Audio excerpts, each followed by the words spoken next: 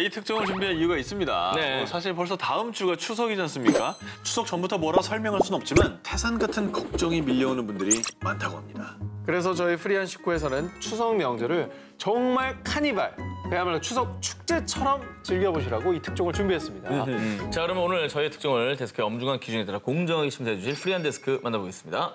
네, 오늘 데스크는 세계축제연구소 소장이신 유경숙 소장님인데요. 가을엔 축제를 열겠어요야. 자, 여러분, 추수의 계절, 풍요의 계절 가을입니다. 하와이안 셔츠를 입고. 오늘은 전 세계 Autumn Holiday. 자, 온 가족들이 함께 즐기는 카니발 현장으로 여러분을 초대합니다. 알아두면 쓸데있는 카니발 대백과사전 19. 먼저 19위부터 공개합니다. 석준이 형이요. 2주 연속. 잠다가 기자 얼른 하세요. 마음도 춥네요. 매년 음력 7월 15일 홍콩에는요, 마치 폭동이라도 일어난 듯 거리 곳곳이 불길에 휩싸입니다. 그래요? 잠깐만, 뭘 막 태우고 저건 연기 되게 많이 나는데요? 아니 뭐 길거리에서도 저러고. 아니 뭐 불꽃놀이인 줄 알았는데 그런 거 아니네. 자, 놀라셨죠? 사실 폭동은 아니고요. 홍콩의 헬로윈이라 불리는 카니발, Hungry Ghost Festival입니다. 배고픈 귀신? 그렇죠. 이름 그대로 배고픈 귀신들을 위해서 제사를 지내는 페스티벌입니다. 그렇구나. 약 100여 년 전에 중국 본토에서 건너와서 홍콩의 전통 명절이 된 이 헝그리 고스트 페스티벌은요, 민간 서로에 따르면 1년에 딱 한 번 저승에 매여 있다가 이승에서 프리한 몸이 돼서 여기저기 방황하는 귀신들을 달래기 위해서 온 거리에서 제사를 지내게 된 거라고 합니다. 아, 그럼 저 불 피운 게 제사 지내는 거였어요? 그렇죠. 자, 그러면 과연 어떻게 귀신들을 달래주느냐? 먼저 먼 길 오느라 얼마나 배가 고팠겠습니까? 이 귀신들을 위해서 음식을 준비합니다.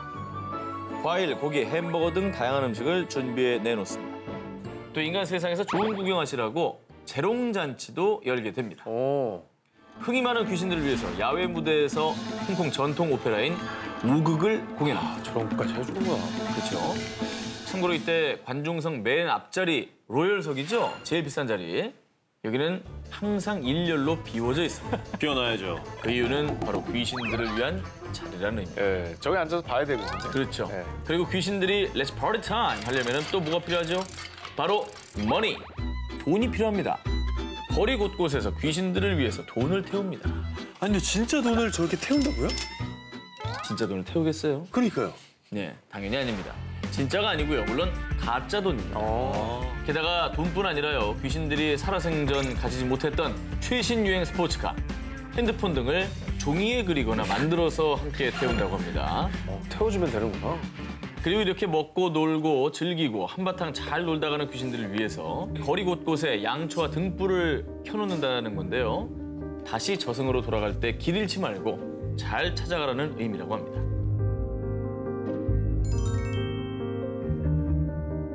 알아두면 쓸데있는 카니발 대백과사전 19, 18위 공개합니다. 스웨덴 8월은 가재가 익는 계절. 내 고향 8월은 가재가 익어가는 계절. 이거 어떤 시에서 따온 거 아닙니까? 그렇습니다. 예. 네. 뭐였다는지 모르죠. 원래 청포도죠. 이육사 시인의 청포도. 이 사람 고등학교 정규교육 받았어요. 이육사는 무슨 시인? 예? 예. 저항시. 예, 정확히. 그거 물어본 거였어요? 그거 물어본 거였어요? 이육사 시인의 그 필명이죠. 자기의 죄수번호. 죄수번호 264번. 스웨덴 사람들은요, 8월이 되면 우리가 추석 명절에 송편을 먹듯이 꼭 가재를 먹는다고 합니다. 그 이유는 8월에 스웨덴의 전통 명절이자 축제, 크레이피쉬 파티, 즉 가재 파티가 열리기 때문입니다. 수천 개의 호수와 30만 킬로미터에 달하는 하천과 강이 있는 스웨덴은요, 예전부터 민물에서 나는 담수어들을 즐겨 먹었는데 그중에서도 특히 맛도 좋고 잘 잡히는 작은 민물가재 크레이피쉬를 즐겨 먹었다고 합니다. 자, 그래서 일단 8월 가재 파티 시즌만 되면요, 스웨덴 마트엔 사람들이 얼마나 많이 사가는지 미국, 중국, 터키 이렇게 세계 곳곳에서 가재를 싹쓸이 온다고 합니다. 와, 대단하네. 그리고 본격적인 가재 파티를 할 때는요. 크리스마스 뺨치게 온 집안을 가재가재한 분위기로 장식을 합니다. 이렇게 해서 명절 분위기를 한껏 달아오르게 하고요. 그 다음엔 이 파티의 주인공 가재를 아주 맛있게 요리하는데요. 어떻게 먹는지 궁금해. 정말 궁금해요. 제가 써먹지 이거 설명해 주면은 요리의 달인 우리 오 기자는 좀 알 거예요. 고수의 일종인 나도고수를 가재와 함께 소금물에 넣어서 푹 삶아주고요. 새우찜, 치즈, 맥주, 빵 등을 곁들여 한 상을 차리면 본격 파티가 시작됐다고 합니다. 이때 가재 파티의 흥을 더욱 업시키는 하이라이트는 바로 노래입니다. 파티를 즐기며 중간중간 가사를 가재에 관련된 내용으로 대사한 신나는 노래를 부른 후에 독한 스냅스를 원샷해야 한다고 합니다. 아니 스웨덴 사람들이 저렇게 가재 좋아하는 줄 몰라요. 난 진짜 몰랐어요. 진짜 난 태어나 처음 봤어요. 네. 아니 앞으로 스웨덴 사람들 만나면 가재 얘기 딱 하면 되게 좋아하겠네. 되게 좋아하겠네. 네. 진짜로. 알아두면 쓸데있는 카니발 대백과사전 19, 17위 공개합니다. 베트남의 추석은 모모모를 위한 날입니다. 저렇게 아이들을 잔뜩 태우고 거리를 행진하는 퍼레이드카, 새 옷을 입고 엄마 아빠 손 꼭 붙들고 뛰어다니는 아이들까지 꼭 어린이날 같은 모습인데요. 우리와 같은 음력 8월 15일 추석인 떼쭝투의 풍경입니다. 근데 이 떼쭝투가요 어린이들을 위한 명절이 된 거에는 유래가 있습니다. 베트남의 독립운동가이자 대통령을 지냈던 호치민 덕분이라고 전해지고 있는데요. 1946년부터 떼쭝투만 되면 전국 아이들에게 편지를 썼습니다. 그 편지에는 아이들아 행복한 떼쭝투가 되거라. 베트남의 희망은 너희들이야. 라는 훈훈 돋는 내용이 담겨 있었고요. 그러한 이유로 떼쭝투가 어린이들을 위한 날이 됐다고 합니다. 이날 어린이들이 꼭 맡는 큰 역할이 있습니다. 바로 행운을 빌어주는 무어런이 되는 건데요. 오 저거 부채를 흔들고 막 사자춤 추는데? 우리도 있잖아요. 그렇죠. 네. 베트남에서는요 이렇게 동물 탈 쓰고 춤추는 것을 무어런이라고 하는데요. 무어런을 하기 위해서 동네 아이들이 서로 조를 짜서요. 부모님이 사준 사자, 용, 이런 탈을 쓰고 작은 수레에 복을 담아 둥둥둥 울리면서 이 집 저 집 찾아다니며 한 해 복을 빌어주고요. 그 대가로 동전이며 사탕을 받는다고 합니다. 자 그리고 무어런으로 온 집의 행복을 빌어준 아이들은요 밤이 되면 본격적으로 축제를 즐긴다는데요. 자, 온거리 노점이 마치 장난감 가게처럼 변신을 하고요. 또 곳곳에서 아이들을 위한 뮤지컬이 열린다고 합니다. 정말 1년 중에 가장 아이들을 위한 날, 아이들의 명절답죠. 알아두면 쓸데있는 카니발 대백과사전 19, 16입니다. 말레이시아 미스 추수 퀸은 누구? 우리나라의 추석, 그리고 미국의 추수감사절이 있다면요. 말레이시아에는 이것이 있습니다. 뭘까요? 글쎄요. 말레이시아, 이즈맨. 글쎄 뭐 실망이네요. 어느 나라건 비슷한 어떤 추석 명절이 있는데 특별한 어떤 명칭은 잘 모르겠어요. 자, 우리 지식인 오상진 씨도 모르는 정보를 알려드립니다. 많이 나오네요. 말레이시아에서도 코타키나발루가 속해 있는 사바주에서 매년 5월 말에 열리는 추수감사 축제 타다오 카마탄이라는 축제가 있습니다. 예, 알려주셔서 감사한데 제가 저거까지 어떻게 합니까? 아, 저 정도는 알아야지. 타다오 지식인. 카마탄을 모른다고 이렇게 무시를 당하는 아니 독일 수도가 미넨이라는 걸 알고 계시잖아요. 그럼 저 정도는 알고 계시. 카마탄이다. 카마탄 타다오 이제 외운다 이제 저거. 그런데 이 추수감사 축제의 타다오 카마탄을 하게 된 배경에는 사실 아주 슬픈 전설이 있다고 합니다. 뭐죠? 모르죠? 뭐, 아주 먼 옛날 사바 지역에 극심한 흉작이 계속된 적이 있어요. 아이고. 이때 사바의 신이 자신의 딸 휴미노던을 제물로 바쳤다고 하는데요. 정말 놀랍게도 그 이후부터는 다시 벼가 자라나기 시작을 했다고 합니다. 슬픈 전설이네. 그래서 사바주의 부족들이 그 희생에 감동해서 사바 신의 딸인 휴미노던의 넋을 위로하고 무사히 추수한 것을 감사하는 의미에서 이 축제를 이어오고 있는 거라고 합니다. 축제는 정말 모두 함께 즐기는 즐거운 장이 펼쳐지게 됩니다. 주민들은 거리로 나와서 전통춤인 수마자오를 흥겹게 추는데요. 참고로 양팔을 옆으로 쭉 뻗은 채로 골반을 흔드는 이 춤은 네. 독수리가 나는 모습을 형상화한 춤이라고 합니다. 저렇게 날아다니면은 참새들이 아 진짜 새가 날아다니는 것 같네. 그죠? 오겠습니까? 네. 그리고 이 추수감사 축제를 더 흥겹게 만드는 게 있는데요. 안녕하십니까? 운둑 응아다오라고 불리는 이 미인대는요. 그의 추수 아가씨입니다. 쌀 아가씨예요. 그리고 우리가 고추 아가씨, 마늘 아가씨를 뽑는 것처럼요. 본선에서는 자신의 고향 전통 의상을 입고 무대에서 아름다운 워킹을 뽐내고요. 이때 심사위원들이 후보자들의 외모는 물론 지덕체를 함께 보고 엄격하게 심사해서요. 그 해의 최고의 추수 퀸을 선정한다고 합니다. 참고로 최고의 미인으로 선정이 되면 사바 지역을 알리는 홍보대사가 되고요. 예, 더 중요한 건 중매가 줄을 선다고 합니다. 그럴 것 같아요. 네, 정말 뽑히고 나면 정말 싸바싸바 쌉싸바가 되는 거예요. 싸바, 쌉싸바. 알아두면 쓸데있는 카니발 대백과사전 19, 이번엔 15입니다.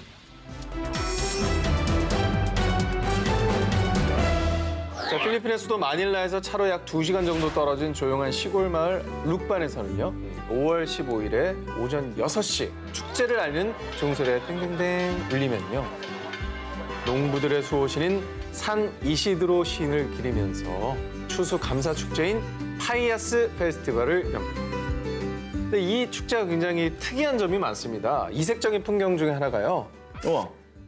헨젤과 그레텔이 흠뻑 반할 만큼 이 룩반의 집들도 대변신을 한다는 점입니다. 자, 룩반 주민들이 직접 재배한 과일, 토마토, 코코넛, 바나나부터 콩, 옥수수, 쌀 등으로 온 집을 장식해 놓기 때문인데요. 어허. 자, 어쩜 저렇게 먹을거리를 예쁘게 꾸밀까 궁금하시죠? 자, 취재를 해봤더니 키핑이라는 재료가 신의 한 수라는데요. 이게 쌀을 물에 적신 후 얇게 핀 다음에 빨강, 주황, 초록색 등으로 알록달록하게 물들여서 샹들리에 모양으로 만들거나 또 해바라기 같은 꽃의 잎으로도 표현할 수가 있습니다. 근데 저 해바라기 잘 만들었다. 저게 과자로 만든 거예요. 이 이파리 하나만으로 끼니가 되겠는데? 이 파이아스 페스티벌의 대미는 바로 베스트 파이아스 하우스 디자인, 즉 가장 아름답게 꾸민 집을 꼽는다고 합니다. 파이아스 축제위원회에서 베스트 파이아스 하우스 후보집들을 찬찬히 둘러본 뒤에 1등 집을 선정한다고 합니다. 그리고 풍요기원을 가장 잘한 집인 만큼 그 음식을 이웃들과 함께 나눈다고 합니다. 뭔가 이 나눔이라는 측면에서는 진짜 페스티벌에 걸맞는 행사지 않나. 그렇죠. 네. 알아두면 쓸데있는 카니발 대백과사전 19, 이번에 14위 공개합니다. 독일의 자랑, 넘버원 술축제는 축제 아니어도 술 좋아하시는 분들인데. 술이야 뭐 사실 축제가 아니어도 계속 먹을 수 축제를 있죠. 핑계로 엄청나게 더 먹어요? 더 먹으려고. 맛있게 먹는 거죠. 네. 바로 세계 최대 맥주 축제 10월에 열리는 옥토버 페스트입니다. 지금은 9월 말부터 10월 초까지 독일 뮌헨의 테레지엔 비제 광장에서 개최되고요. 이때 뮌헨 시장이 오첩트 이스, 즉 마개가 열렸다고 외치면 본격적인 맥주 축제가 시작이 됩니다.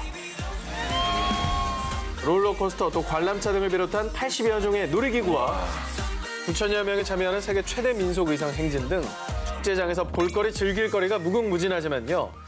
옥토버 페스트의 꽃은 뭐니 해도 맥주 아니겠습니까? 맥주. 그렇습니다. 오직 맥주를 마시러 온 방문객만 매해 600만여 명. 자, 이전 축제 기록을 보니까 이들이 마신 맥주만 750만 리터.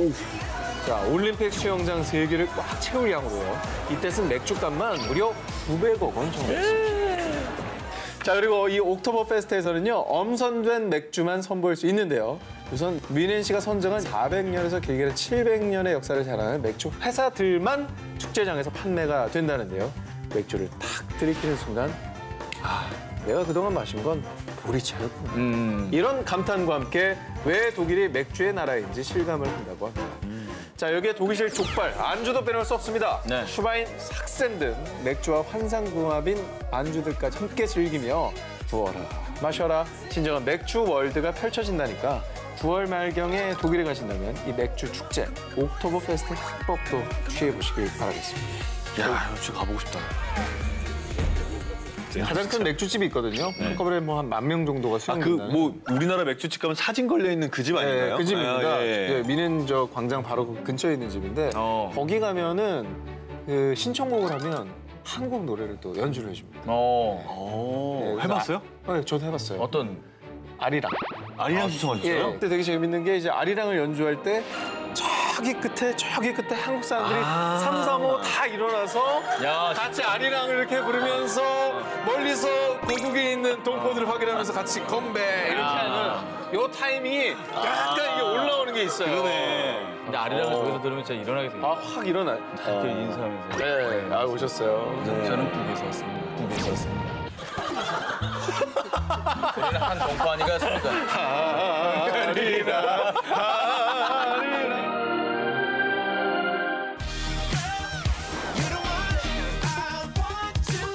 알아두면 쓸데있는 카니발 대백과사전 19, 13입니다. 태국의 비축제 로이 끄라톤. 건기가 끝나고 무더위가 찾아오는 태국의 4월. 서로 물을 뿌리며 기념하는 새해 축제 송크란. 다들 잘 아시죠? 이거 유명하죠. 자, 그런데 가을이 되면요. 송크란에 버금가는 태국의 최대 명절이 있다고 합니다. 바로 태국의 추석 로이 끄라통인데요. 벼 농사가 생활의 중심이었던 태국에서 농사를 도와준 물에게 감사를 전하며 강물의 등불을 떠내려 보내던 제사 의식에서 이게 비롯됐다고 합니다. 그래서 이 명절에는 어두운 밤 각양각색으로 불을 밝힌 끄라통들이 밤에 핀 꽃인 듯 별인 듯 강물을 가득 메우며 고요히 떠가는 모습을 볼 수가 있습니다. 나 이뻐. 사진 예쁘죠? 이뻐요. 예. 사진 찍으러 가야 돼. 유등 축제인 거예요. 소원을 또 안 빌 수가 없겠죠, 저렇게. 예. 뭐 불들이 있으면 소원을 빌고 싶어지잖아요. 그렇습니다. 두 손을 이마에 올려 합장한 뒤 소원을 빌고요. 끄라통의 촛불이 꺼지지 않은 채 멀리 떠내려 나가면 담아보낸 소원이 이루어진다고 믿는다고 합니다. 자, 그런데요. 태국 제2의 도시인 치앙마이에서는요. 이 로이 끄라통을 좀 더 색다르게 즐긴다고 하네요. 전통적인 로이 끄라통과 함께 이팽 축제를 여는데요. 껌로이라고 불리는 등불에 소원을 담아 달이 뜬 하늘에 이렇게 날려보내는 겁니다. 띄우자마자 소원을 빌어야죠. 와, 진짜 최고인데요. 천국인데. 중국 중추절의 아이덴티티 월병. 바로 옆 나라인 중국에서도 우리나라의 추석에 해당하는 음력 8월 15일 중추절을 지낼 때 송편만큼 빼놓을 수 없는 음식이 있습니다. 바로 보름달처럼 둥글고 화려한 과자 월병입니다. 저건 뭐 진짜 흔한 모양이죠. 저 베이직이죠. 네, 저게 제일 선물 많이 나요. 오리지널이죠. 자, 그래서 나름 중국어 부심 있는 저 정 기자가 신월병 트렌드를 족집게로 콕 집어서 준비해봤습니다. 바로 작년부터 올해까지 중국의 입맛을 공략하는 유월병은요. 전통적인 단맛이 아닌 짠맛 월병입니다. 그래요? 특히 중국 최대 항구 도시 샹하이에서 인기가 빵 터져가지고요. 노른자 소고기 볶음, 노루 둥둥이 버섯, 소고기 볶음 등 다양한 짠맛 월병들이 줄을 이었다고 합니다.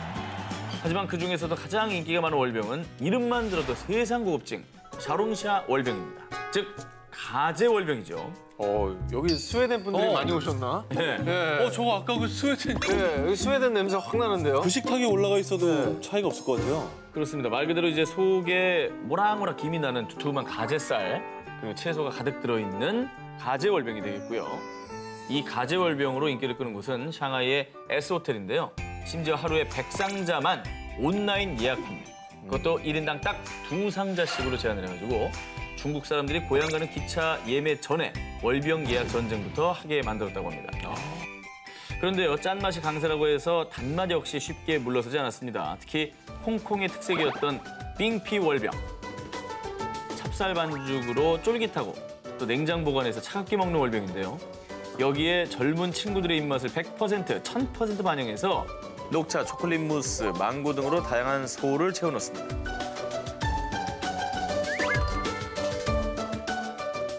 알아두면 쓸데있는 카니발 대백과사전 19, 이번엔 11위입니다. 일본 이승저승 연결고리 오봉 특집 홀령 소환 방송. 이웃나라 일본은요, 양력 1월 1일 설날 오쇼가츠와 함께 우리나라의 추석 같은 대명절이 있습니다. 바로 양력 8월 15일을 중심으로 치러지는 오봉인데요. 조상의 영혼을 맞아들여 대접하고 모두의 건강과 행복을 기원하는 그런 날입니다. 그리고 우리가 추석 때 송편을 먹는 것처럼 일본에선 팥을 넣고 달처럼 둥글게 빚은 떡, 보타모찌를 먹고요. 마을마다 등불로 장식을 한 후 전통 의상 유카타를 풀 착장한 후에 어른아이 할 것 없이 전통춤 봉오노리를 춥니다. 이 춤으로 조상들에게 긍양한다는 의미가 있고요. 그리고요, 각 가정에선 우리로 치면 차례상을 준비하는데요. 일단 조상님이 집을 잘 찾아오시게 하기 위해서 집 앞 또는 입구에 조상을 마중하는 불, 묵하예비를 피우고요. 집에 꽈리를 주렁주렁 매다는데요. 세상 간소한 그런데 독특한 차례상, 본다나를 만듭니다. 이때 소, 말 이런 소와 말을 통째로 상에 올립니다. 검소한 식탁인데 소와 말은 통째로 올려요. 저렇게. 그렇습니다. 예. 쇼료우마, 정령의 말이라는 건데요. 채소인 가지와 오이에 나무젓가락이나 이쑤시개로 튼튼한 다리를 만들어서요. 오이는 말, 가지는 소를 형성하고요. 말이 빠르지 않습니까? 그래서 조상님들이 말을 타고 빨리 오시고 곡물을 가득 싣고 천천히 가시라는 의미가 담겨 있다고 합니다. 사려 깊네. 자, 그리고요. 조상을 맞이하는 행사는요. 방송에서도 빠지지 않습니다. 우리나라도 명절 때면 꼭 하는 특집 방송들 있잖아요. 그렇죠. 근데 일본에서도요. 이렇게 명절을 맞아서 해마다 가요 대잔치부터 미스터리 괴담 등 공포 특집을 많이 했는데 올해는 매해 하던 특집 방송을 넘어서 진짜 홀령, 귀신을 소환하는 생중계 방송도 선보였다고 합니다. 아, 무서워. 교토에서 또 다른 세계를 불리는 신사, 육도를 야외 스튜디오로 삼아서 진행되는 이 특집 방송은요. 신사에서 가장 무시무시한 스팟, 바로 이 우물을 소개하면서 본격적으로 홀령을 소환합니다. 再三城の弟義美という大臣が 자, 그러면 대체 어떻게 귀신을 소환하느냐?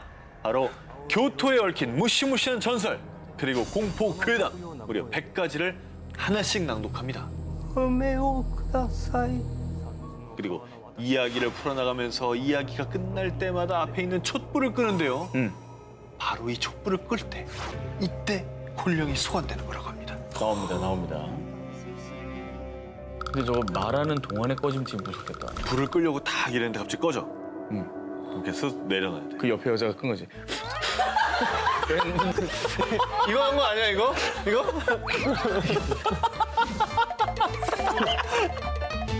명절 밤을 차갑다 못해 소름 끼치게 만드는 특집 방송. 한번 함께 시청해 보시렵니까? あれは昔部下だった小野の高 자, 알아두면 쓸데 있는 카니발 대백과 사전 19, 9위 공개. 최고급 와인이 넘치는 추수 축제. 안데스 산맥의 고원지대에 위치한 아르헨티나의 조용한 도시 멘도사. 이 멘도사가 1년에 단 한 번 포도의 풍성한 수확을 감사하는 기쁨으로 넘치는 날, 최고급 와인을 샤워할 수 있을 정도로 즐길 수 있는 날이 있습니다. 바로 매년 2월 마지막 주 일요일부터 약 열흘간 열리는 벤디미아 축제인데요. 17세기 멘도사 지역에서 포도 농사를 짓고 와인을 만들었던 스페인 이민자들이 가을이 되면 포도 수확을 축하하며 축제를 벌였고요. 이 축제가 벤디미아 축제로 공식 지정된 거라고 합니다. 그런 만큼 이 멘도사의 포도로 만든 와인은 이미 유럽의 인류 호텔이나 왕실에 제한적으로 판매될 만큼 품질과 맛이 뛰어나다고 합니다. 아니, 그러면 아까 샤워할 수 있다고 하는데 저런 고급 와인을 왕창 마실 수가 있는 거예요? 멘도사에 있는 모든 와이너리 사장님들이 와인을 들고 거리로 나와서 이 와인 한번 잡숴봐 하면서 무료 시음 행사를 하는 건 기본이고요. 저 시음만 해도 취하겠다. 그럼요. 아니 뭐 이 집 저 집에 다니면 그러니까. 저기 몇 병 돼요, 양이. 게다가 시내 분수마저 와인으로 바뀝니다. 대박. 사진 보시죠. 야, 저건 저 연출 아니에요? 진짜예요? 저 분수입니다. 어머. 하지만 이 중에서도 사람들의 이목을 가장 사로잡는 이벤트는 일명 포도의 여왕, 우리말로 치면 포도 아가씨를 뽑는 행사입니다. 멘도사 지역의 18개 마을을 대표하는 아가씨들이 아름답게 단장하고 퍼레이드카에 올라 온 시내를 누비는데요. 이때 여왕 후보의 시녀 역할을 맡은 아가씨들이 포도, 뭐 이런 과일을 던져주고요. 와인도 나눠주는데요. 여왕 후보가 준비한 선물을 받으면 행운이 온다는 믿음이 있어서요. 바구니가 달린 장대까지 챙겨와서 여왕 후보의 선물을 받으려고 치열하게 경쟁한다고 합니다. 자, 그리고 이렇게 여왕 후보의 퍼레이드가 끝나면 멘도사 외곽의 프라이 로메로 다이 원형극장에서요. 브라질, 우루과이, 칠레 등 남미 전역에서 몰려온 전통 무용수 약 1000명이 펼치는 정말 리우 카니발 뺨치는 열정적인 공연이 열리기 때문입니다. 진짜 거기 흥 폭발이겠다. 그렇죠. 어머. 이거 올림픽 개회식 아니에요? 그냥 마을 축제 맞아요? 저 국가 행사 아니에요? 뿐만 아니라 이 공연에서 진정한 포도 여왕이 뽑혀서 대관식까지 치른다는데요. 이렇게 뽑힌 여왕은 1년간 멘도사 지역의 와인을 널리 알리는 역할을 한다고 합니다. 알아두면 쓸데있는 카니발 대백과사전 19, 이번에 8위입니다. 무덤을 여는 제사 파마디 하나. 아프리카 남동쪽에 위치한 섬나라 마다가스카르에서는요. 7년에 한 번씩 무덤을 열고 조상들의 시신을 꺼낸다고 합니다. 약 2000년 전에 아프리카로 이주했다고 추정되는 동남아시아인들과 원주민 사이의 혼혈들이 많이 거주해서 쌀을 주식으로 삼거나 어른을 공경하는 분위기 등 이 동양적인 문화가 배어 있는 곳이라고 합니다. 그래서 우리나라에서 명절에 차례를 지내는 것처럼요. 이 마다가스카르에도 조상님을 기리는 독특한 제사 문화가 있다고 합니다. 바로 죽은 자의 부활이라는 뜻의 파마디 하나라 불리는 제사로요. 와, 이거 좀 무섭다. 동양적인 문화긴 한데 상당히 좀 살벌하죠. 예. 네. 아니, 근데 대체 뭐 이런 풍습 왜 생긴 건가요? 자, 이유가 있습니다. 마다가스카르인들은 돌아가신 조상님을 신과 산 사람을 연결해주는 일종의 매개체로 생각을 해서요. 그 조상님을 잘 모셔야 후손들 일이 술술 풀리는 거요! 라고 믿고 있다고 합니다. 보통 5년이나 7년에 한 번씩 가족묘에서 시신을 꺼낸 뒤 깨끗한 흰 비단천으로 수의를 바꾸면서요.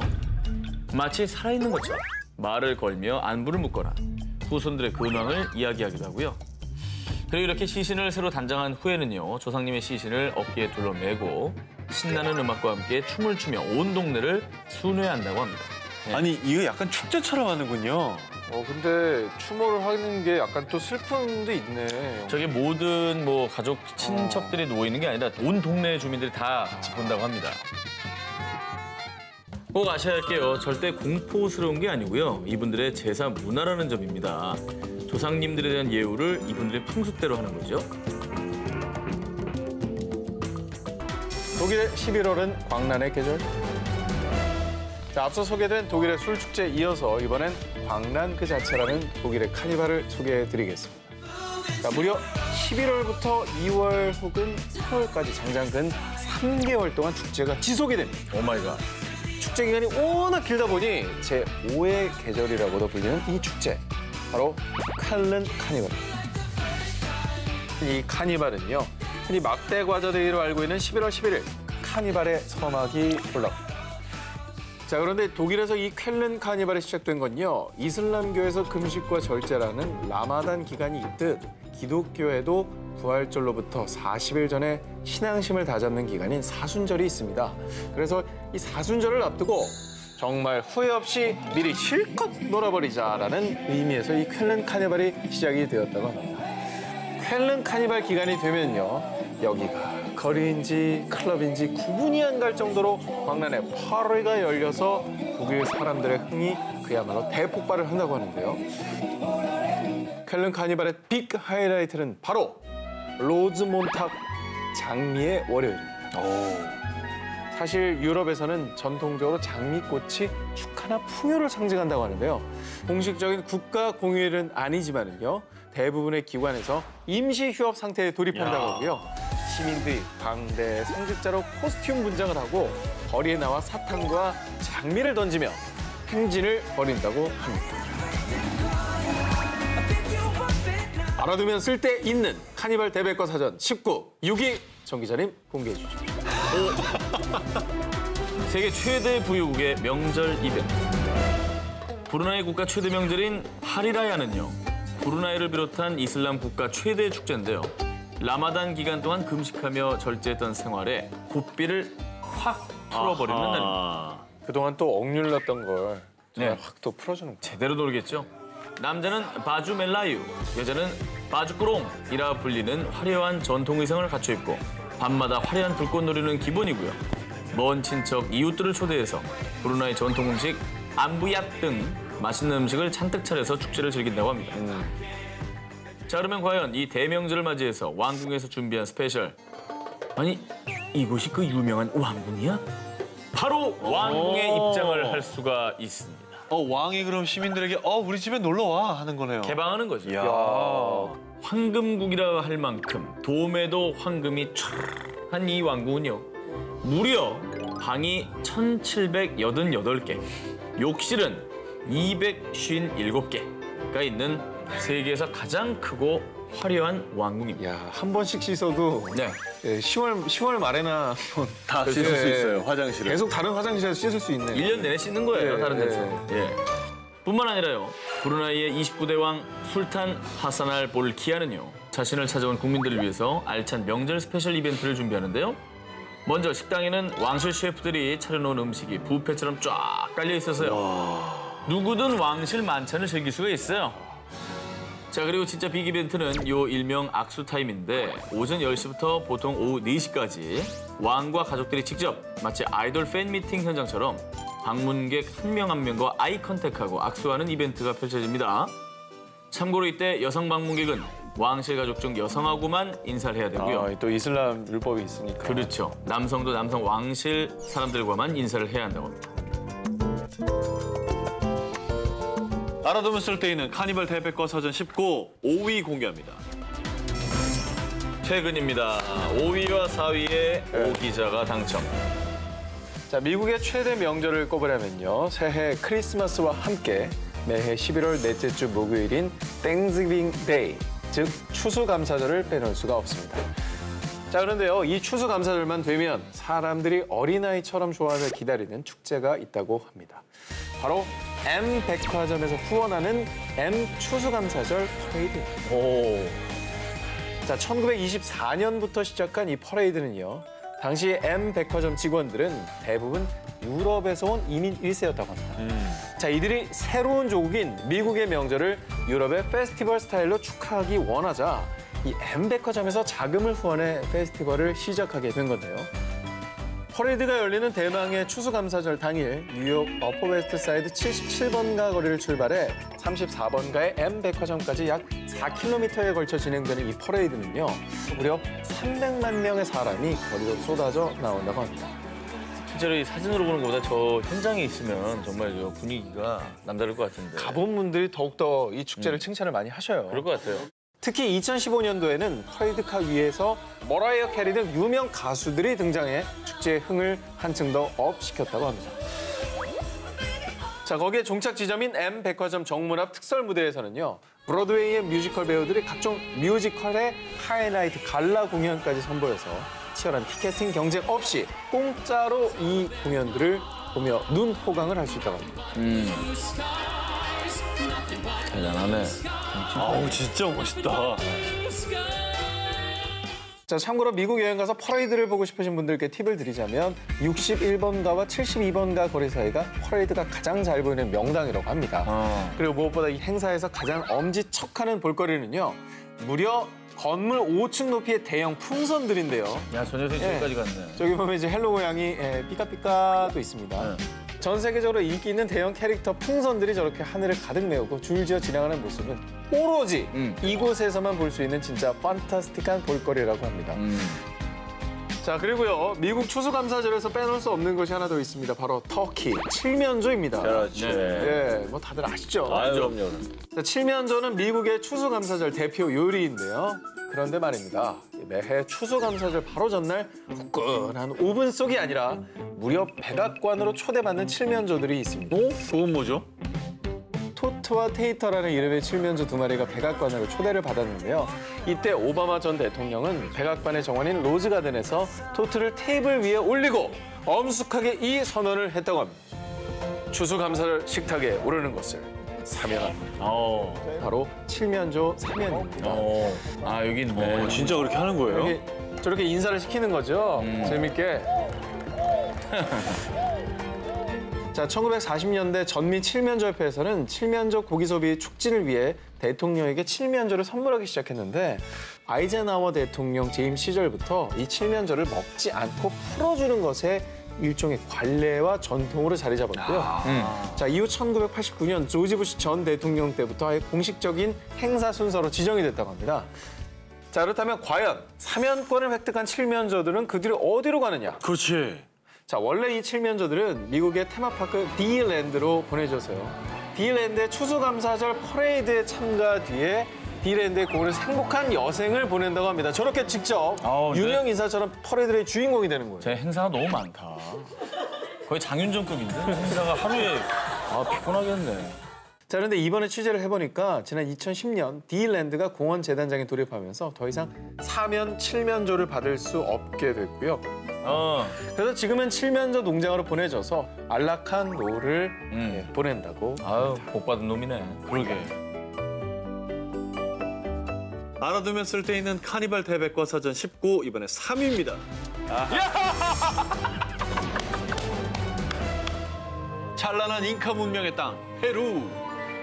매년 6월 24일부터 페루 안데스 산맥에 있는 도시 쿠스코에서 약 열흘간 열리는 인티라이미, 우리말로는 태양제라고 부르는 날인데요. 자신들이 태양의 후손이라고 생각했던 잉카인들은요, 남반구 페루를 기준으로 낮의 길이가 가장 짧은 동짓날이 있는 6월 셋째 주에 태양에게 감사의 마음을 전하고 올해에 이어서 다음 해 풍년을 기원했는데요. 이 유래로 탄생한 잉카 최대의 명절이 바로 인티라이미라고 합니다. 그래서 이 인티라이미를 신성한 마음으로 지내기 위해서 과거 모든 잉카인들은 무려 사흘 전부터 금식을 했고요. 각 지역에서 뽑아온 수십 마리의 라마 중 한 마리를 뽑아서 왕이 직접 심장을 꺼내서 태양신에게 바치는 일이었습니다. 요즘 스타일로 치면 좀 굉장히 과격한 행사. 그러니까. 근데 뭐 그 당시 또 우리랑 문화가 달랐으니까요. 그럴 수 있죠. 자, 그런데요. 16세기 잉카 제국을 멸망시킨 스페인 정복자들이 태양신을 숭배하는 제사는 이단이라고 몰아세우면서 인티라이미를 금지시켰다고 하고요. 안타깝게도 억압받던 잉카인들은 자신들의 역사와 전통이 담긴 인티라이미가 부활하기를 오랫동안 기다렸고요. 마침내 1994년 페루의 예술가들이 주축이 되어 인티라이미를 축제로서 부활시켰다고 합니다. 그래서 지금은 잉카 왕의 행차를 완벽하게 재현하고 있고요. 진짜 멋있다. 마침내 성체인 삭사 이와망에 도착한 왕이 태양에게 술을 바치고 곡식 등 제물을 모조리 태워서 공양하며 제사를 지냅니다. 자, 이렇게 정말 신성한 제사를 마치면 드디어 페루 원주민들의 진정한 축제가 시작되는데요. 인티라임이 며칠 전부터 흥겨운 축제를 기대하며 자기가 입을 의상도 직접 준비하고요. 축제가 시작되면 그 옷을 입고 거리 곳곳에서 북과 피리를 들고 신명난 춤을 춥니다. 이것이 바로 태양의 후손들의 스케일이 아닐까 싶습니다. 진짜 태양의 후예네. 자, 알아두면 쓸데있는 카니발 대백과사전 전 세계 축제 명절들을 만나보고 있는데요. 자, 그럼 지금 뭐 거의 태양신이에요.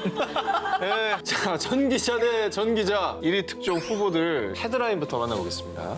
유네스코에서 인정한 멕시코 명절. 터키. 나누면 행복해요. 첫 번째 1위 후보부터 공개해 주시기 바랍니다. 네. 2015년 개봉한 영화 007 스펙터. 오프닝부터 죽은 자의 날이라는 말과 함께 커다란 해골과 할로윈인 양 무섭게 분장한 사람들의 행렬로 관객들을 압도했었죠. 기억나십니까? 네, 저 장면. 그렇죠. 네. 자, 그런데 영화 007 스펙터 속의 죽은 자의 날 풍경과 실제 이 명절의 풍경은 아주 많이 다르다고 합니다. 먼저 조상을 위한 제사상을 차립니다. 공원과 광장, 구청, 국립극장까지 오프렌다스라 불리는 화려한 제단이 만들어집니다. 일명 망자의 꽃으로 부르는 금자나와 함께 해골로 만든 장식품, 또 판데 무에르토스라는 죽은 자의 빵을 올려놓는다고 합니다. 오, 빵이 해골만이네요. 모든 게 해골이에요. 다 해골이에요. 뒤에 배경도 그렇고. 그렇네, 진짜. 해골 잔치예요. 자, 그런데 밤이 되면은 산자와 죽은 자가 함께 즐기는 월렛 파티 타임. 네? 정말로 공동묘지에 모여 밤을 지새우는 것이지요. 공동묘지세요? 산자와 죽은 자가 만나려면 묘지만 한 데가 어디 있습니까? 근데 아무리 사람이 많아도 공동묘지는 좀 무서울 것 같은데. 음산했던 공동묘지에 촛불을 밝혀 아름답게 꾸미고요. 가족끼리 모여 앉아 도란도란 고인의 생전 추억담을 나누거나 사람 많다. 고인에게 하고 싶은 말을 전합니다. 진짜 많네. 게다가 노래를 부르거나 심지어 춤까지 추는 등 흥겨운 공동묘지 연회를 펼치게 됩니다. 자, 이렇게 멕시코의 조상님을 모시는 제사 문화는요, 미적 가치를 인정받아서 2008년에는 유네스코 인류 무형문화유산에도 등재됐다고 합니다. 묘지라는 공간의 재해석이 아닌가 이런 생각이 듭니다.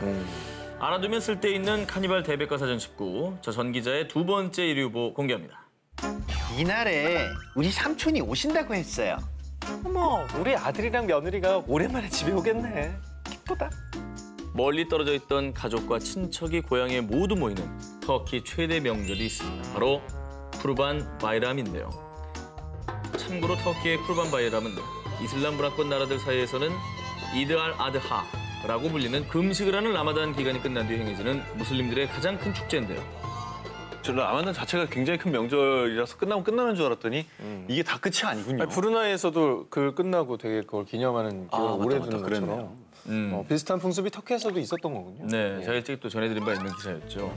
오늘 뭐 저의 날이네요. 그런데 이 터키의 쿠르반 바이람은요. 쿠르반은 희생, 그리고 바이람은 축제나 공휴일을 의미해서요. 쉽게 말하면 희생절 정도로 풀이가 될 수 있을 것 같습니다. 신이 아브라함의 신앙을 시험하기 위해서 그의 아들을 제물로 바치라고 했답니다.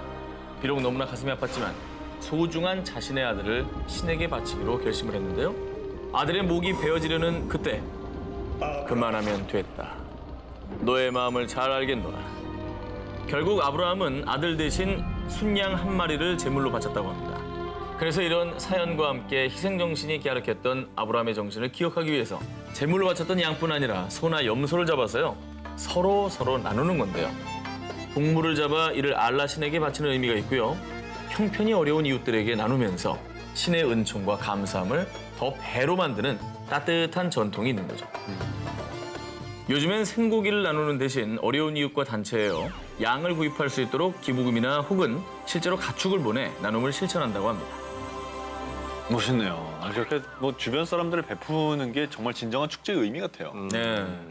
자, 추석의 즈음에서 아주 좋은 기사 아니겠습니까? 좋은 기사였습니다. 네. 예. 스위스의 새해를 알리는 천사의 종소. 졸졸졸졸 흐르는 열레이. 머리부터 발끝까지. 너무 비슷한데요? 자, 스위스 북동부에 위치한 동화같이 아름다운 아펜첼 지역. 이 산간 마을에서는 매년 1월 13일이 되면 요들송과 함께 이 소리. 딸랑 딸랑 천사의 종소리가 울린다는데요. 이 종소리의 정체 바로 아펜첼 지역만의 독특한 새 풍습, 질베스터 클라우젠입니다. 참고로 스위스 아펜첼 지역의 새해 풍습 행사는 1월 1일 아닌 1월 13일에 거행이 됩니다. 200년 전 아펜첼 지역은 로마의 영향을 받아 율리우스 시저가 만든 달력인 율리우스력을 사용했는데요. 자, 이어 질베스트 클라우젠 축제를 간단히 설명해 드리면요. 화려한 머리 장식을 한 아름다운 클라우제 분장을 하는데요. 머리 장식을 만드는데 많게는 100시간까지 걸린다고 합니다. 되게 동양적이다. 네. 자, 이렇게 역할에 맞게 공들여서 분장을 마칠 때쯤이면 어느덧 시간은 다음날 새벽이 되고요. 드디어 저 멀리 동이 터올 때 행운을 가져다 준다는 천사의 종소리를 울리기 위해 큰 종과 작은 종을 매기 시작하는데요. 이게 매야 된다는 단어가 보니까 종이 크다는 겁니다. 저렇게 큰 종을 뒤에 메고 가는데요. 맞아. 클라우제들이 메고 있는 큰 종의 무게는 무려 30kg이 나가는 것도 있다고 합니다. 집집마다 방문해서 주인이 문을 열어주면 먼저 새해를 축하하는 요들송을 불러준 다음에 온몸을 쉐키쉐키 흔들면서 큰 종과 작은 종을 그냥 온몸으로 딸랑딸랑 울려대는 겁니다. 자, 일명 천사의 종소리로 집주인에게 행운을 이렇게 쏴주는 거죠. 그러면 집주인은 이들에게 곡물주나 음료수를 대접한다고 하고요. 이렇게 대접을 받은 클라우제들은 새해도 댁내의 행복과 평화가 충만하시기를 기원합니다라며 인사를 건넨다고 합니다. 다른 사람들에게 이제 복을 나눠주기 위해서 본인들은 이제 고생을 하는 거죠. 그래도 마을에서 이렇게 특별하게 뽑힌 분들이 이걸 하는 거잖아요. 네, 그러니까 본인에게도 굉장히 의미가 있을 것 같습니다. 명예로운 일이죠. 복을 부르는 세계문화유산 19, 15위 공개합니다. 한중일 새해 떡국 삼국지. 이렇게 한국에서는 담백하고 이 깊은 맛의 떡국을 먹어야 한 살을 먹는다면요. 일본과 중국에서는 다른 걸 먹어야 됩니다. 아케마시테 오메데토 고자이마스. 일본에서는 1월 1일, 일본의 설날 오쇼가츠, 새해 첫날엔 우리나라처럼 일본의 떡국 오존이를 먹습니다. 설날에 신에게 바치는 떡 카가미 모찌로 요리를 하게 된 것에서 유래됐다고 전해지는데요. 도쿄, 오사카 등 지역마다 차이가 있지만요. 보통 채소, 생선, 고기, 가츠오부시 등의 일본 된장을 넣고 구수하게 육수를 내고요. 떡은 맵쌀 가래떡이 아니라 찹쌀로 만듭니다. 한 번 구워 살짝 그을린 이 주먹만한 떡을요. 자르지 않고 통째로 넣어주는데요. 떡의 겉은 바삭하고 속은 쫄깃한 식감의 풍미 장렬이라고 하고요. 또 이 오조니만큼 일본에서 새해 꼭 먹는 음식이 하나 더 있는데 5단 7기 그릇에 각종 요리를 담은 이 오세치는요. 1년에 단 한 번 먹는 새 음식으로요. 축복이 쌓이길 기원한다며 찬압을 차곡차곡 쌓아 먹습니다. 보통 가정에서는 냠냠냠냠냠냠 여기요 나이 한 살요 하면서 배달을 하는데 이렇게 종류별로 10,000원대부터 10만 원대까지 다양하게 판매를 합니다. ARS인 줄 알았어요. 네. 784에2753 고객님. 다음은 한국, 일본에 이어서 중국. 신년 콰일러 대륙의 기운을 업고 새해를 맞는 중국은요. 음력 1월 1일부터 중국 최대의 전통 명절 춘절을 지내는데요. 새해를 알리는 타종이 12시에 땡 하면 악귀를 쫓아내고 신의 축복을 기원하며 일제히 인공 천둥을 일으키듯이 폭죽을 터뜨려서 폭죽 전쟁 같은 폭죽 잔치를 벌입니다. 이 폭죽 잔치가 끝나고 나면요. 많은 중국인들은 이때부터 야식으로 새해 맞이 음식을 먹습니다. 근데 특이한 점은요. 글자 뜻대로 먹는다는 건데요. 또 상하이시나 항저우시 이렇게 남방 지역 사람들은 새해 맞이 떡, 니엔가오를 먹는데 해마다 높이 오른다는 뜻의 니엔가오와 발음이 같은 니엔가오는요. 끈적하고 쫄깃한 찹쌀의 점성이 주방의 신의 입을 딱 막아서 가족 간의 불화를 조장하지 못하게 한다고 합니다. 또 이 베이징과 같은 북방 지역 사람들 자오스를 먹어야 한 살 더 먹는다라고 교자 말하는데 먹잖아요, 그렇습니다. 교차하다, 바뀌다라는 뜻의 자오와 발음이 같아서요. 새해가 오는 것을 기념하는 의미에서 먹는다고 합니다. 복을 부르는 세계문화유산 19, 14위 공개합니다. 아니, 왜 이러는 거야? 지난주에 이어서 조퇴하시겠어요? 네. 저 많이 실수했네요. 너무 하위권 달리는데. 네. 미국의 남부 지역에서는 그야말로 복이란 복은 죄다 놓고 수복하게 복요리 하핑전을 먹습니다. 마치 냉장고 탈탈 털어 남는 재료 알뜰하게 쓴 것 같은 비주얼의 볶음밥인데요. 검은색 반점이 있는 동북콩은 동전, 양배추, 순무 잎사귀 등 푸른 채소는 지폐, 돼지고기는 부를 상징해서 한 해 동안 돈이 굴러들어오라는 의미의 복요리입니다. 참고로 이 하핑전에는 다소 가슴 아픈 역사가 서려 있습니다. 19세기 미국의 남북전쟁 당시 모든 것을 불태웠던 북군이 유일하게 남겨놓은 것이 가축 사료인 동북콩과 잎사귀였는데요. 이때 피난민들은 밭에 버려진 순무 이파리를 먹고 버티며 살아남은 역사를 되살려서 지금은 행운을 부르는 음식이 됐다고 합니다. 왠지 새해에도 요거트 풍년일 것 같은 불가리아에서는요. 복을 의미하는 재료 대신에 한 입 깨물 때 어금니 조심. 실제로 돈을 음식에 넣습니다. 그래서 복류를 만드는데요. 바로 새해 가족들과 삥 둘러앉아 행운을 점치는 빵, 포카치아를 먹는다고 합니다. 구울 때 꼭 동전 한 잎을 쓱 같이 넣어서 굽습니다. 그리고 가장이 가족 수만큼 포카치아를 잘라서 주는데 이때 동전이 담긴 빵 조각을 갖게 되는 사람이 복덩이 당첨이죠. 저는 여러분들과 다릅니다. 저는 가져옵니다. 아, 그래요? 불가리아의 포카치아를 준비했습니다. 아, 주시죠. 그래요?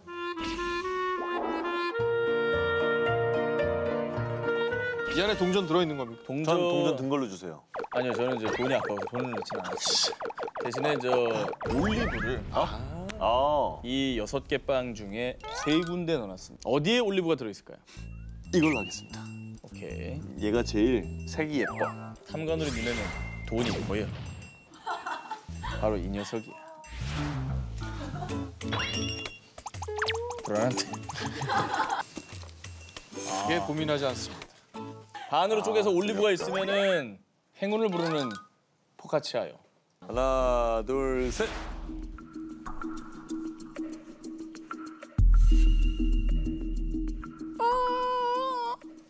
야, 어딨어? 야, 올리브 꽝이야. 아! 시청자 여러분들과 함께 올리브를 확인하도록 하겠습니다. 하나, 빵이나 먹자. 둘, 셋. 내 이놈! 내 이놈! 없어. 제가 포카치아를 까보도록 하겠습니다. 있다!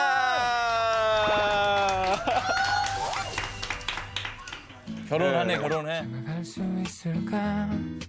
자, 이렇게 가득 복을 담은 요리로 새해를 맞이하는 나라도 있다면요. 싱그러운 달달한 과일로 새해 복을 부르는 나라도 있습니다. 1월 1일로 넘어가는 딱 그때 시계탑 종이 12번 울릴 때 맞춰 스페인과 멕시코, 쿠바에서는 음식 대신에 이 과일을 입에 꾸역꾸역 넣느라 새해 벽도부터 생 고생이라고 합니다. 바로 알알이 연근 포도입니다. 총 12알. 그런데 그냥 먹어서는 안 되고요. 새해를 알리는 타종이 한 번씩 울릴 때마다 소원을 빌며 한 알씩 먹어줘야 한다고 합니다. 대표적으로 스페인에서는요. 연말이 되면 스페인 슈퍼마켓 어느 곳에서나 컵안에 딱 12개가 든 포도 세트를 파는 모습을 쉽게 볼 수가 있습니다. 마드리드에 위치한 푸에르타 델솔 광장의 시계가 12시에 종을 댕 12번 울리면 사람들은 일제히 포도를 알알이 입에 쏙 넣고요. TV 속 새해맞이 프로그램 진행자들도요. 포도를 들고 있다가 종소리에 맞춰서 12알의 포도를 입에 넣는 모습을 볼 수 있다고 합니다. 재밌다. 또 생각보다 종소리가 빨라서요. 다 먹지 못한 채 입에 꾸역꾸역 밀어넣기 일쑤고 다 먹기가 쉽지 않아 미리 연습하는 사람도 있을 정도라고 합니다.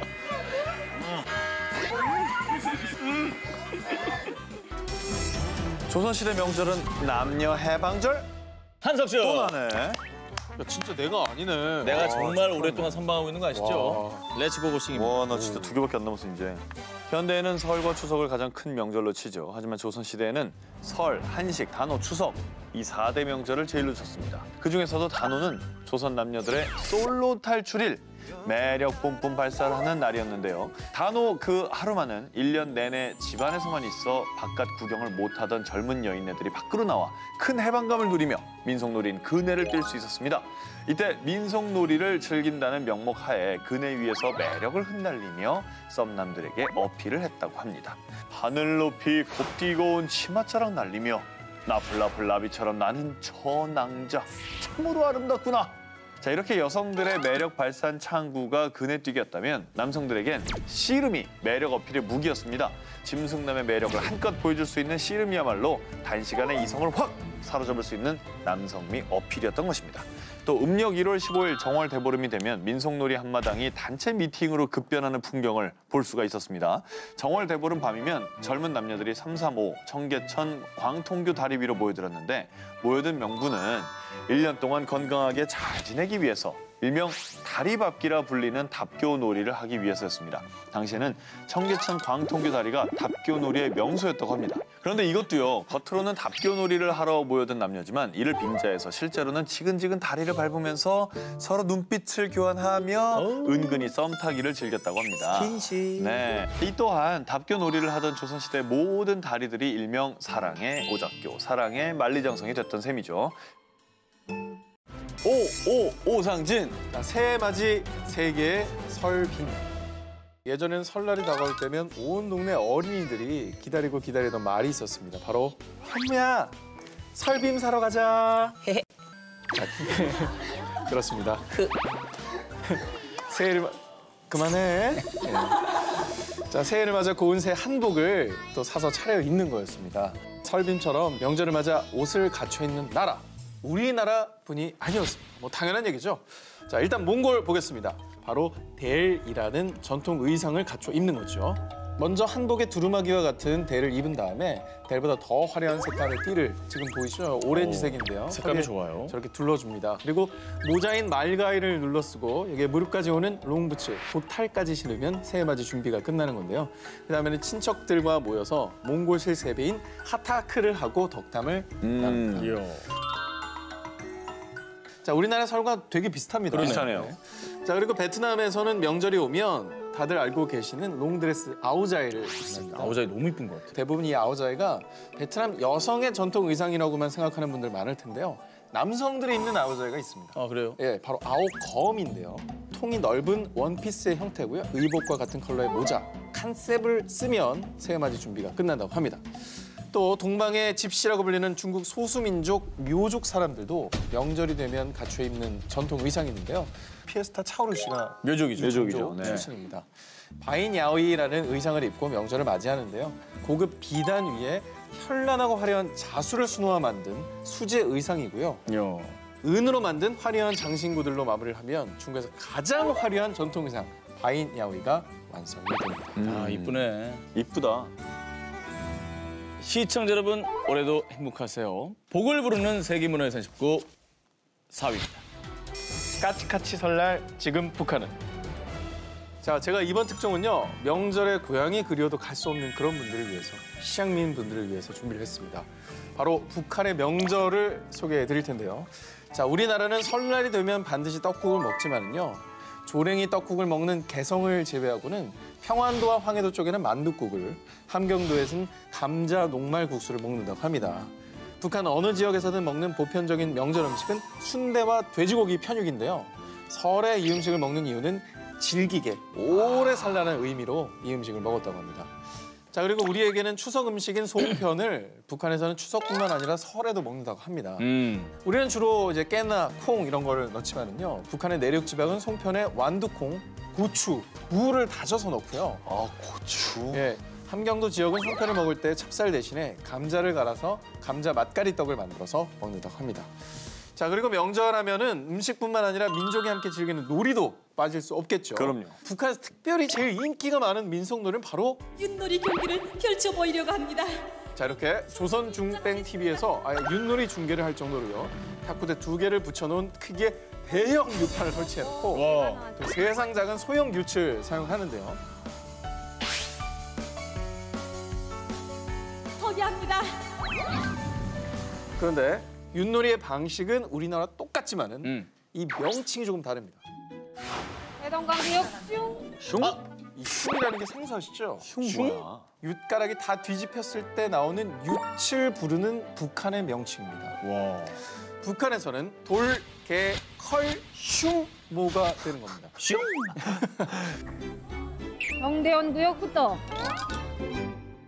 오늘의 1등 특종 후보를 만나보겠습니다. 에콰도르 광란의 새해맞이. 칭찬합시다. 나누면 복이 와요. 자, 1위 후보 저 한 기자의 기사입니다. 12월 31일 새해를 맞는 에콰도르 사람들은 미친 듯이 저 인형을 패드기 칩니다. 그리고 발로 차고 책찍질도 하고요. 심지어 불까지 지르는데요. 그 덕분에 에콰도르의 12월 31일 도심 곳곳엔 불바다의 장관이 펼쳐지고요. 그리고 그 활활 타오르는 불 위로 점핑, 점핑. 새해엔 1년 12달 행운만 가득하라고 12가지의 소원을 빌면서 화영 위를 12번 뛰어넘는답니다. 도대체 저 인형이 뭐길래 불에 타기 위해 태어난 비운의 운명을 가진 이 인형으로 말할 것 같으면요. 불에 타기 위해 태어난 비운의 운명을 가진 이 인형으로 말할 것 같으면요. 성별은 남자, 이름은 아뇨 비에호입니다. 묵은 해, 지난 해라는 뜻으로요. 매년 12월 31일 새해를 기다리면서 묵은 해를 태우고 지난 1년 동안의 일들, 특히 나빴던 일을 태우면서 이제 훌훌 날려버리는 거죠. 그러면서 새해를 맞이하는 에콰도르의 풍습입니다. 그런데요, 이 광란의 새해맞이 풍습엔 슬픈 역사가 숨겨져 있습니다. 1895년 에콰도르 서부 해안 도시 과야킬. 이 지역에 출혈성 전염병인 황열병이 돌아서 많은 사람들이 목숨을 잃었습니다. 이때 가족을 잃은 슬픔에 잠긴 에콰도르에선 관 속에 죽은 이의 옷과 물건을 넣고 태우며 일종의 정화의식을 치렀다고 합니다. 그리고 이 의식이 정화의 상징으로 굳어졌고요. 100여 년의 시간이 흐르면서 당시의 관습은 새 풍습으로 자리 잡게 된 거라고 합니다. 이렇게 100년이 넘는 긴 시간 동안 역사를 잊지 않고 전통을 이어오고 있는 에콰도르. 올 한 해 좋은 일만 가득하길 바랍니다. 칭찬합시다. 나누면 복이 와요. 추운 겨울이면 어김없이 등장하는 구세군 자선 냄비, 그리고 또 연말 연시를 맞아 여기저기서 들려오는 따뜻한 나눔의 소식들. 자, 이렇게 현재 연말 연시 이어지는 훈훈한 나눔 문화가 오래전 우리 조상들의 세시 풍속에도 또 있었다는 사실 알고 계십니까? 엄마, 나 담치기 하고 왔어. 여기서 담치기란 단어를 들으셨는데요. 음력으로 한 해 마지막 날에 행하던 세시 풍속 중에 하나로요. 아이들이 풍물을 치면서 마을을 돌아다니며 집집마다 들러서 쌀이나 잡곡 등을 모아서요. 노인들만 계신 집, 환자가 있는 집, 또 쌀이 없어 새해에 떡을 해먹지 못하는 분들을 찾아다니면서 한밤중에 담 너머로 자루에 담긴 음식들을 던져드렸던 것으로요. 형편이 어려운 이웃들이 한 해를 따뜻하게 마무리하고 또 새해를 풍족하게 맞이하길 바라는 마음에서 행했던 풍속입니다. 아유, 따뜻하다. 그러니까 아이들이 어릴 때부터 나눔의 문화를 배울 수 있는 정말 좋은 문화였던 거죠. 좋네요, 좋네요. 자, 뿐만 아니라 음력 1월 15일 대보름날이 되기 바로 전날 밤, 그리고 봄이 시작되는 입춘에는요. 적선 공덕행위라는 풍습이 있었는데요. 밤중에 몰래 가서 냇물에 가서 징검다리를 놓는다든가 아니면 마을의 거친 길을 곱게 다듬어 놓는다든가 아니면 거지 운막 앞에 밥 한 솥을 지어가지고 갖다 놓는다는 선행을 아무도 모르게 실천을 하는 거래요. 이렇게 다른 사람에게 도움이 되는 좋은 일을 남몰래 꼭 해야지 1년 내내 나쁜 일을 당하지 않는다고 생각을 했었던 겁니다. 자, 상여를 메고 가면서 부르는 상여 소리에도 이런 대목이 있습니다.